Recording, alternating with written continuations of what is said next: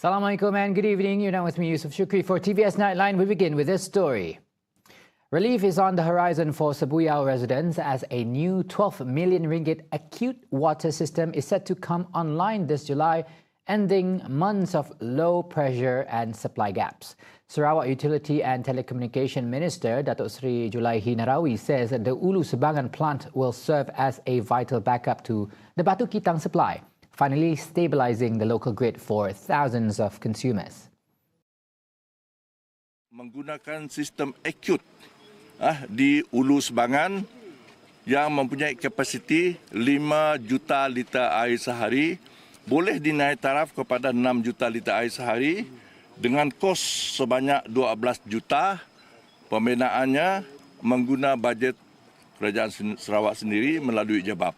Jadi ianya sekarang berada pada tahap 61% siap dan dijangka siap sepenuhnya pada bulan Julai depan. During a visit to the project site today, Julaihi said the facility is set to bolster the existing supply from Batu Kitang, joining forces with the current plant to significantly ramp up local daily output. He notes the expansion will provide reliable water access to over 700 additional homes, marking a major milestone in the region's utility coverage. Meanwhile, authorities are launching an urgent investigation into a massive water supply gap in Samarahan after an estimated 7 million litres of treated water began vanishing every single day. Julaihi says a joint task force comprising the Sarawak Rural Water Supply Department and Sarawak Water is now working around the clock to pinpoint exactly where that water is going and restore stability to the grid. Saya dimaklumkan bahawa kalau ikut bahagian Semarahan dapat 45 juta liter air sehari. Dan Sidak Sarawak Water dan Jabab ngecek juga apabila air yang sepatutnya 45 juta liter air sehari, tidak ada meter bagi ngecek ya. Ada meter bagi ngecek tetapi pandai turun kepada 38 juta liter air sehari. Maknanya ada leakage. Leakage-nya bukan leakage biasa. Jadi ada mungkin kena salurkan ke tempat lain tanpa kebenaran. The probe follows a firestorm of social media posts from frustrated residents whose reports of widespread outages have fueled public anxiety over the stability of Samarahan's water grid. Now, a 133.4 million ringgit infrastructure overhaul is underway in BARAM, aimed at transforming the road network between Long Ayah and Long Sobeng. Deputy Premier Dato' Amar Douglas Ugahambas says the project is vital for the Highland Development Agency's strategy to bridge connectivity gaps for rural communities. The all-weather upgrade is slated for completion within 30 months, linking remote settlements to the main road system. The project spans 35 kilometers and includes the construction of 4 steel composite bridges across Sungai Ayah, Sungai Sepidi and Sungai Sobeng. Once finished, the new infrastructure will benefit over 2,700 residents across 7 longhouses, including those in Long Tunin and Long Aton. Adalah majlis bercatanah untuk satu jalan raya dari Long Ayah ke Long Sobeng yang panjangnya 35 km dan kosnya ringgit Malaysia 133.4 juta ringgit. Dan dalam pembinaan ini termasuk 4 jambatan juga dibina. Dan saya berharap all the equipment bulldozer yang baru ni jangan lepas kita balik, kereta pun balik. Saya minta kontraktor tentukan ini siap dalam 30 bulan.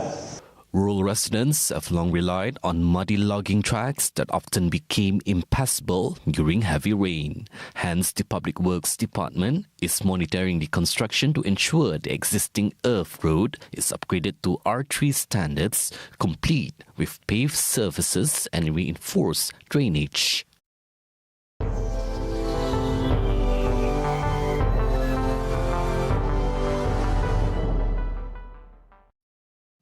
Iran is calling for the prosecution of people accused of collaborating with the country's enemies while rejecting foreign criticisms as part of an internal crackdown to eradicate spies. While that is taking place, Donald Trump continues his barrage, now accusing Germany's Chancellor Friedrich Merz for supporting a nuclearized Iran. All that and more with Cheryl Chaminato. Go ahead. Thanks, Yusuf. First up, Iran will be putting those suspected of collaborating with the US or Israel on trial. According to Ghulam Hussein Mohseni Ajay, this is one of the legitimate demands of the people. ما میگیم اعدام نشه. تو کی هستی که میگه اعدام نشه؟ تو غلط کردی که میگید یک فرد مجرمی که دستش به خون عزیزان ما، مردم عزیز ما آلوده هستش، به ناامنی در زمان جنگ تلاش کرده. ما اینا هر مجازاتی را که طبق قانون بشه مجازات میدیم. هیچ اعتنایی هم به این حرفا و به این بحثایی که بعضی از این مستکبرین فکر میکردن که هنوز به الحمدلله قدرت استکباریشون شکست، یعنی قدرتی که خودشون برای خودشون فکر میکردن. Tens of thousands of Iranians took to the streets on Wednesday in mass rallies across the country to pledge allegiance to Supreme Leader Mojtaba Khamenei and demonstrate national unity. The rallies held concurrently in different cities on the birthday anniversary of the 8th Imam of Shiite Muslims, Imam Reza, ran from 4 p.m. to 9 p.m. Iran time. In the capital Tehran, people marched from Imam Hussein Square to Azadi Square, waving Iranian flags and holding pictures of the late Supreme Leader Ali Khamenei, who was killed in a United States, US and Israeli attack in late February, and the new leader. Several officials, including Tehran Mayor Ali Reza Zakani and Iran's Constitutional Council spokesman Hadi Tahanais, joined the crowd. The participants chanted slogans against the US and Israel and in support of Iran's Islamic establishment and highlighted the necessity to maintain national unity. Now Trump's tantrums hits the front page again. This time he threatened to withdraw American troops stationed in Germany amid public tensions with the latter's Chancellor Friedrich Merz. On Truth Social, he posted that the US is reviewing possible reduction of troops in Germany conducted soonest. This came after Merz's statement on Tuesday saying the US is being humiliated by Iran's leadership over the never-ending talks towards peace. Trump also accused Merz of supporting the nuclearization of Iran that poses great danger to various countries around the world, while also undermining Germany's development as quote-unquote poor. Now, as of December 2026, the U.S. has over 68,000 active-duty military personnel assigned permanently in its overseas bases in Europe. About 36,400 are based in Germany. Diplomacy remains the most relevant approach in addressing the conflict in West Asia. Associate Professor Dr. Muhammad Hasmi Muhammad Rusli from University Science Islam Malaysia said, tensions between Iran and the U.S. continue to raise international concern with growing calls for diplomatic solutions to prevent a wider conflict. The situation also highlights the strategic importance of the Strait of Hormuz as a key global trade route, where any disruption could affect international trade flows and global economic stability. Seperti mana Selat Hormuz yang di dalam undang-undang antarabangsa tidak harus ditutup kerana dia adalah jalur perdagangan yang penting. Iran tidak pernah kata ditutup, tapi Iran hanya bertindak ke atas kapal musuh yang melalui selat tersebut. Jadi dari sudut undang-undang antarabangsa itu saya dapat lihat banyak membantu dunia sekarang ini untuk memastikan keamanan berlaku dan perdagangan yang menerusi selat-selat penting di dunia dapat terus dilakukan tanpa mengganggu-gugat kestabilan ekonomi dunia. He adds military actions by the United States and its allies, including Israel, under the justification of self-defense, have raised questions about the actual threat in the conflict. In times of war, intended military targets may still result in broader impacts, and Iran's actions could be interpreted as an act of self-defense, subject to international legal assessment. And earlier this morning, the price of Brent crude oil rose to $126, the highest recorded since it hit $126.3 in March 2022, when the Ukraine conflict was at its peak. The spike came as US-Iran talks stalled as reports of Trump extending the blockade of Iranian ports. Just yesterday, media reports citing White House officials said Trump has ordered a plan to prolong the blockade of Iranian ports for months to pressure Tehran to consent to a more favorable peace deal. Tehran has also warned that it is ready to launch unprecedented military action to lift the blockade of its ports. Now that's all from me. Back to you, sir, for the rest of the update on TVS Nightline. Thank you, Cheryl. Right, we'll be right back after the break. Don't go anywhere.